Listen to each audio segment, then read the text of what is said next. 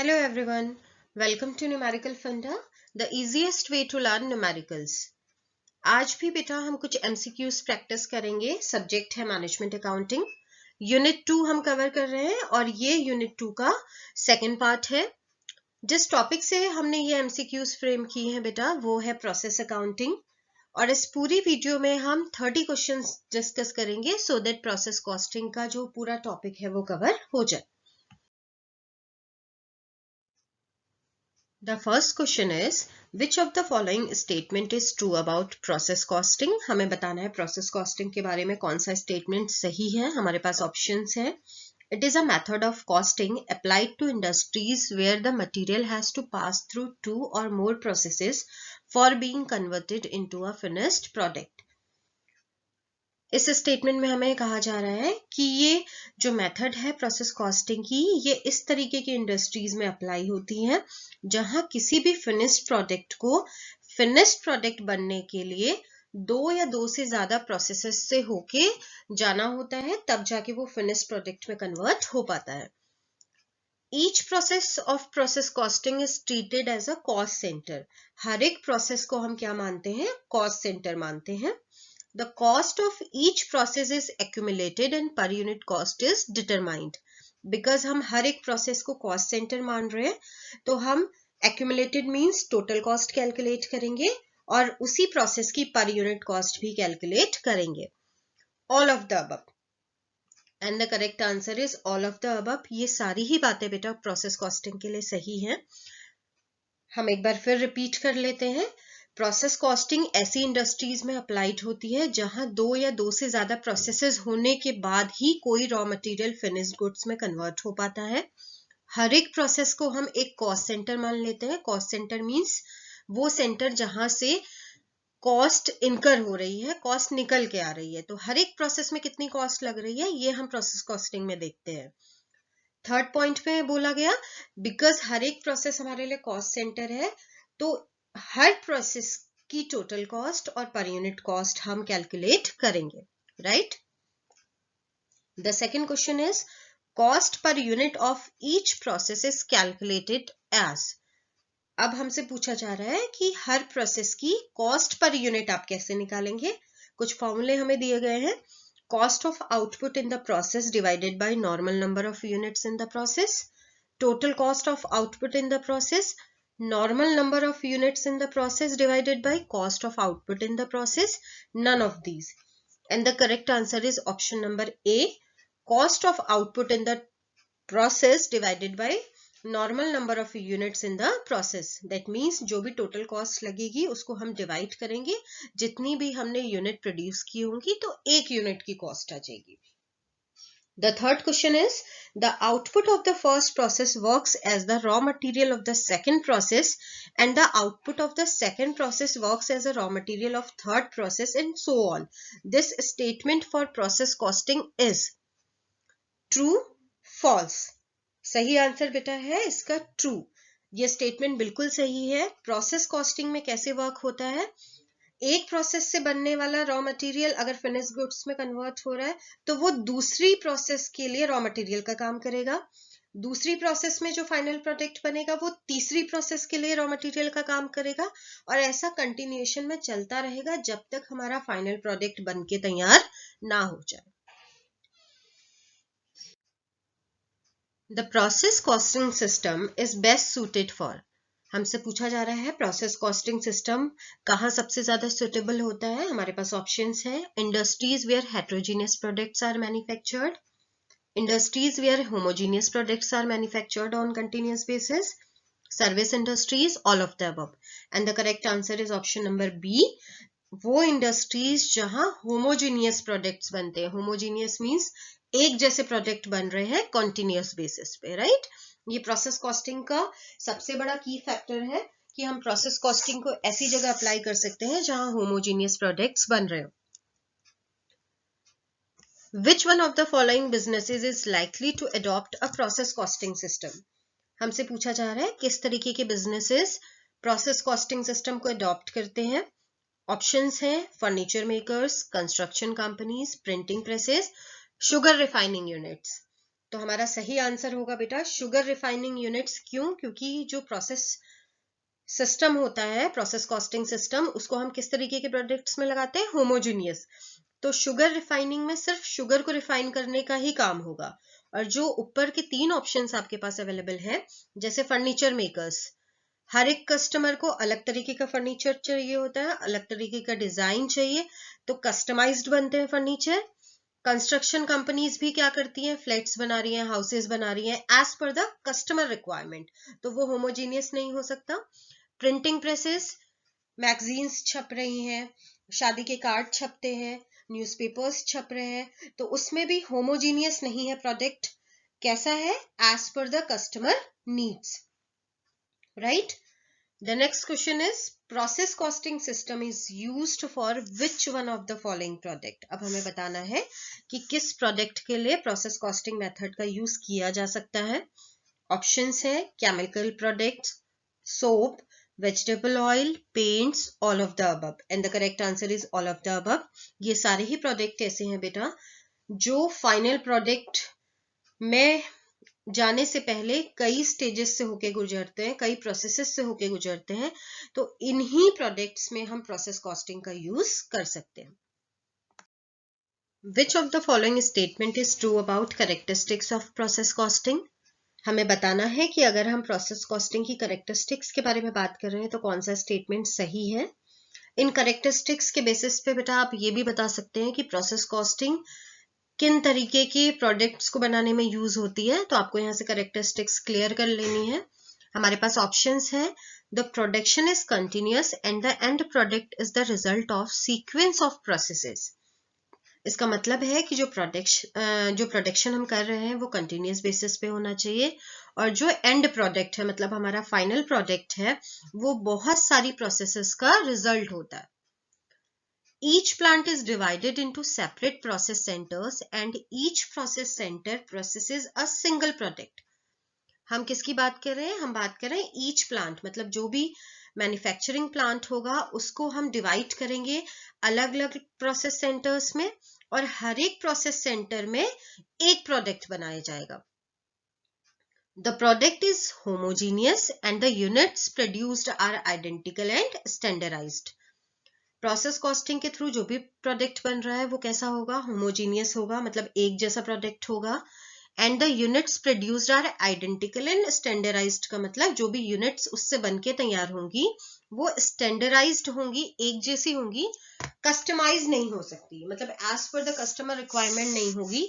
Like अगर हम साबुन का एग्जाम्पल ले तो अगर डिटॉल का साबुन बन रहा है तो डिटॉल का साबुन बिल्कुल शेप, कलर, वेट सब कुछ उसका क्या होगा? आइडेंटिकल होगा, और जितना स्टैंडर्ड हमने प्रोवाइड किया है उसी स्टैंडर्ड्स पे उसको बनाया जाएगा। हर एक कस्टमर के लिए अलग अलग साबुन मैन्युफैक्चर नहीं होगा, right? All of the above, and the correct answer is all of the above. ये सारी ही कैरेक्टरिस्टिक्स प्रोसेस कॉस्टिंग में होती हैं। The next question is which of the following statement is true about characteristics of process costing? फिर हमें बताना है कि जो प्रोसेस कॉस्टिंग है उसकी कैरेक्टरिस्टिक्स के बारे में कौन सा स्टेटमेंट सही है। ऑप्शंस है हमारे पास the sequence of operations for processing the product is specific and predetermined. It means जो भी प्रोडक्ट बनाने के लिए हमें प्रोसेस यूज करनी है उसका सीक्वेंस स्पेसिफिक होना चाहिए और पहले से डिटरमाइंड होना चाहिए। प्री डिटरमाइंड मतलब हमने पहले से सोच के रखा है कि किन किन प्रोसेसेस के थ्रू ये प्रोडक्ट बनके तैयार होगा। The finished product of one process works as a raw material for the next and the succeeding process until completion. इसका क्या मतलब है बेटा? हम एक प्रोसेस में अगर रॉ मटेरियल डाल रहे हैं वो फिनिश्ड गुड्स बनके तैयार हो जाएगा। सेकेंड प्रोसेस के लिए पहली प्रोसेस का फाइनल प्रोडक्ट रॉ मटेरियल का काम करेगा, फिर सेकेंड प्रोसेस में भी उसको हम प्रोसेस करेंगे और फाइनल प्रोडक्ट में कन्वर्ट करेंगे, तो वो थर्ड प्रोसेस के लिए रॉ मटेरियल का काम करेगा। और ऐसा कब तक चलता रहेगा? जब तक प्रोडक्ट फाइनल प्रोडक्ट में कन्वर्ट ना हो जाए। Production is done on large scale and the cost per unit of production is the average cost. यहाँ पे ये बोल रहा है कि प्रोडक्शन लार्ज स्केल पे होगा, और जब हम कॉस्ट पर यूनिट निकालेंगे वो किस बेस पे निकलेगी? एवरेज कॉस्ट के बेस पे।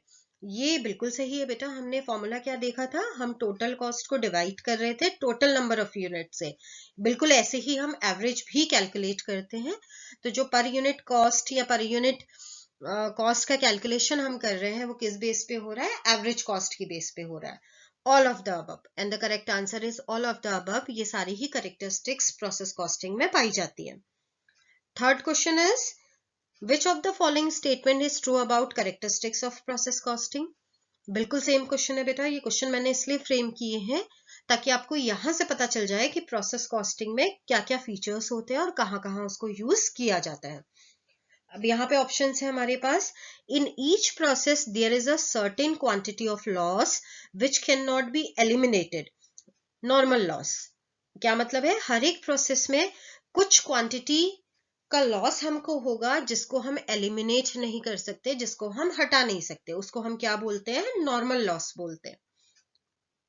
It is also possible to obtain joint product और बाई प्रोडक्ट। इस प्रोसेस के थ्रू हम ज्वाइंट प्रोडक्ट या बाई प्रोडक्ट भी हमें मिल सकते हैं। Inter process profit are also kept in consideration when output is transferred to the next process at the market price. जब एक प्रोसेस से दूसरे प्रोसेस में प्रोडक्ट जा रहा है तो हर एक प्रोसेस का प्रॉफिट भी हम कैलकुलेट करते हैं, और तब तक करते हैं जब तक फाइनल प्रोडक्ट हमें ना मिल जाए। उससे हमें पता चलता है कि किस मार्केट प्राइस पे उस प्रोडक्ट को सेल आउट करना चाहिए।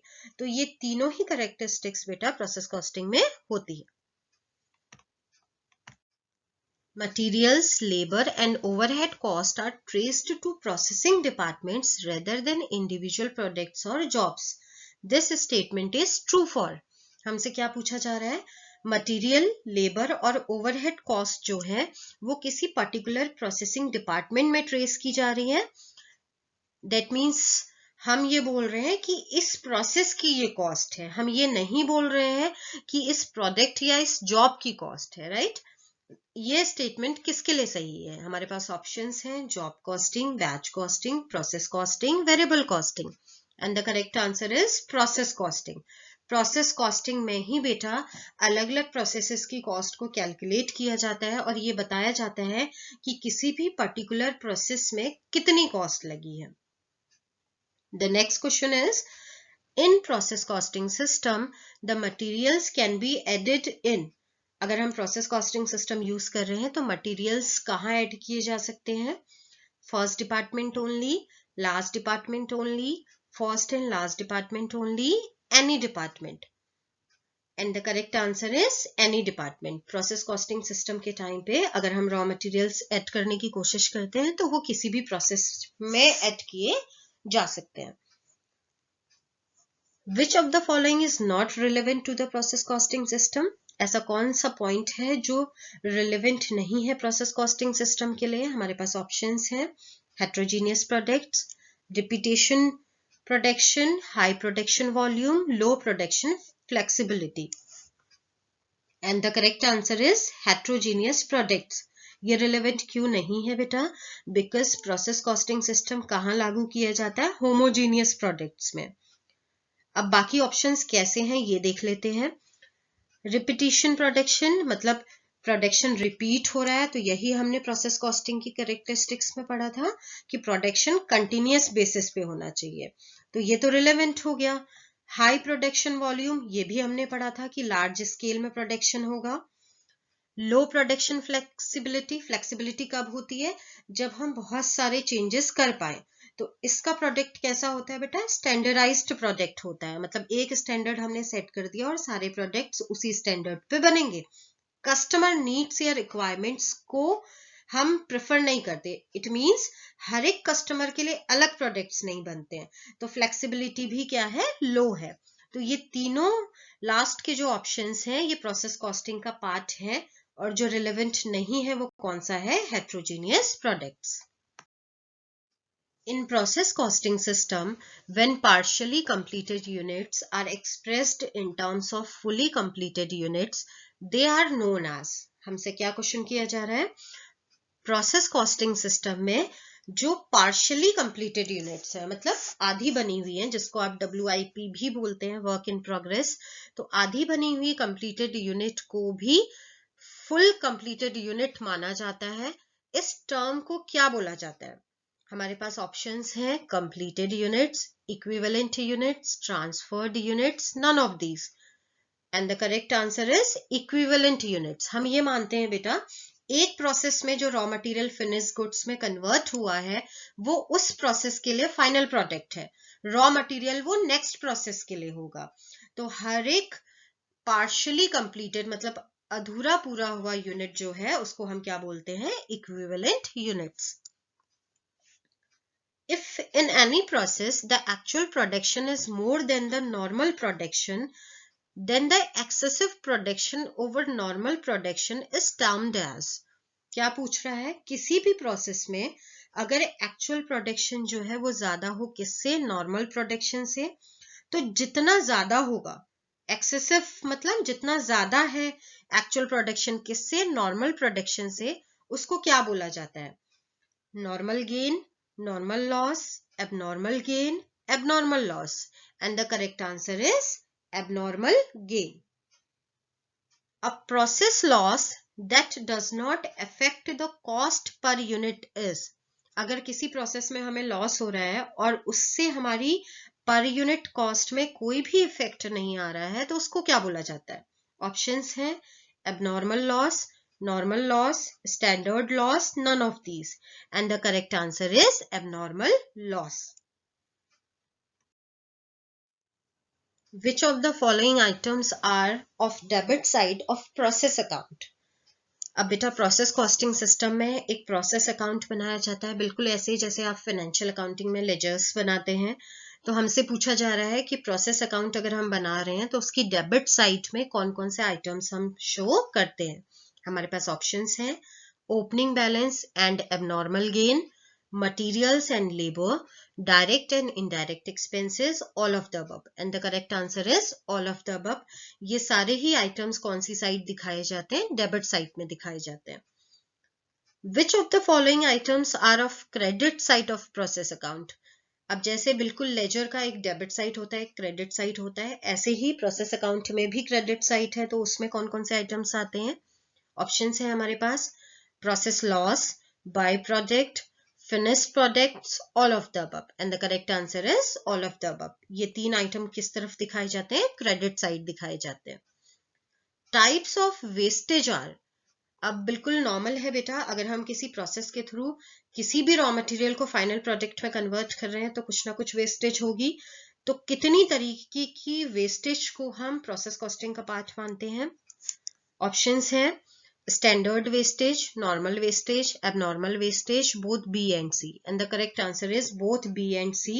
wastage को दो तरीके में कैटेगराइज किया जाता है, एक normal wastage और दूसरा abnormal wastage।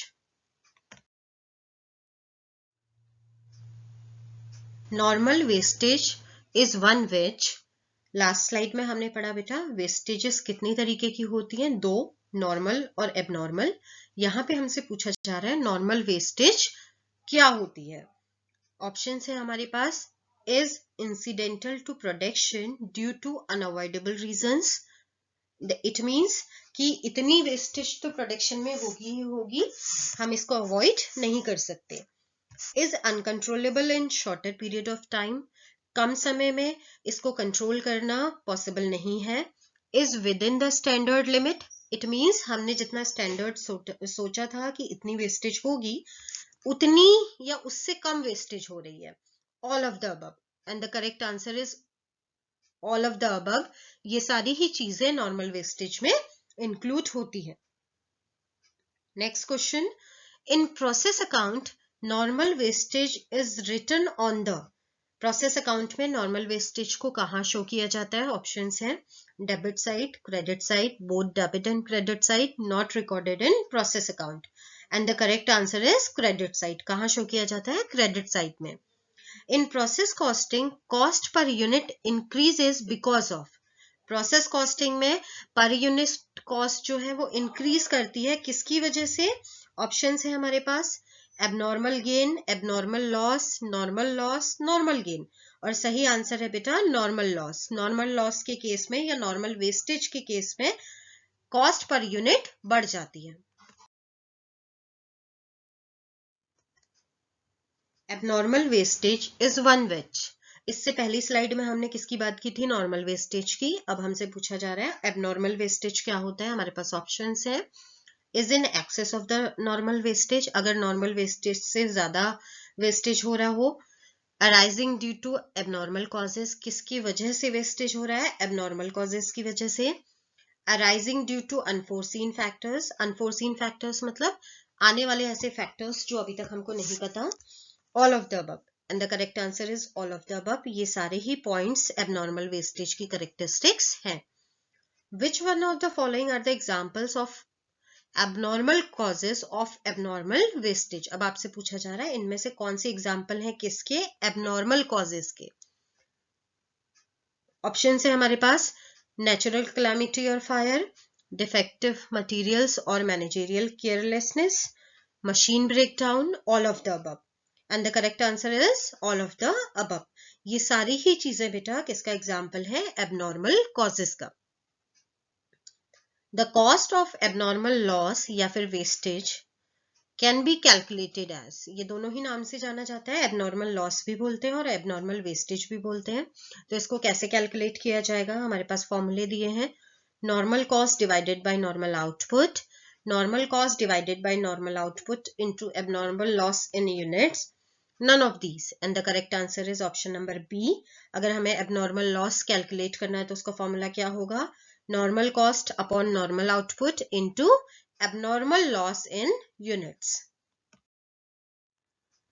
If the actual wastage is more than the normal wastage, it is known as the, क्या पूछा जा रहा है हमसे, अगर एक्चुअल वेस्टेज जो है वो ज्यादा हो किससे, नॉर्मल वेस्टेज से, तो उसको क्या बोला जाता है। हमारे पास ऑप्शन है, abnormal wastage, abnormal effectiveness, abnormal gain, none of these, and the correct answer is abnormal wastage. अगर नॉर्मल वेस्टेज से एक्चुअल वेस्टेज ज्यादा है तो उसको क्या बोला जाता है, abnormal wastage, right.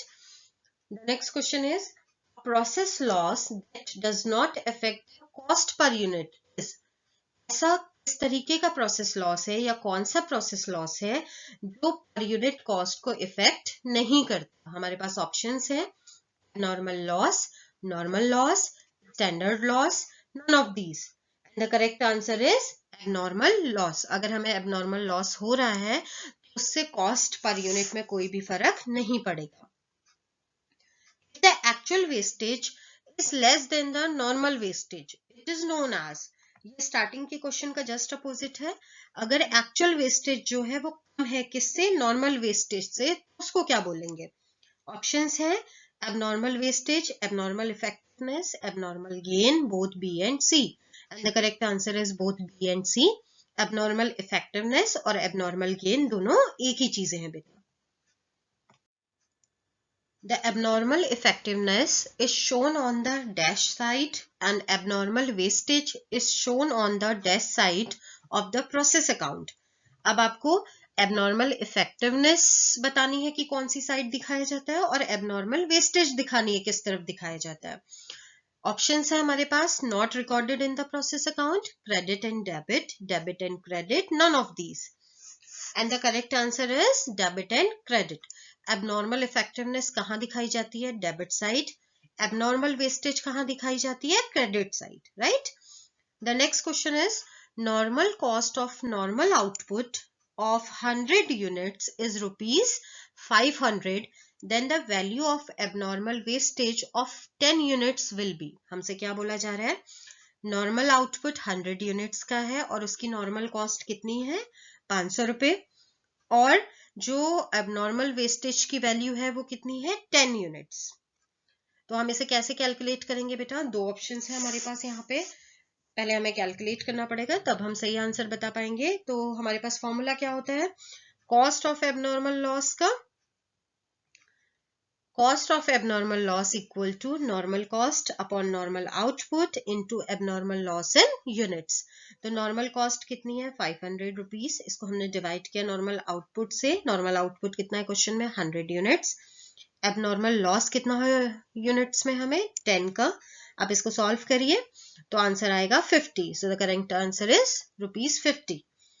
if the normal output is 100 sorry 1000 units and abnormal wastage is 20 units, then the actual output of the process will be, क्या पूछे हैं, अगर नॉर्मल आउटपुट 1000 यूनिट्स का है और एबनॉर्मल लॉस कितने का हुआ 20 यूनिट्स का, तो एक्चुअल आउटपुट कितने का होगा।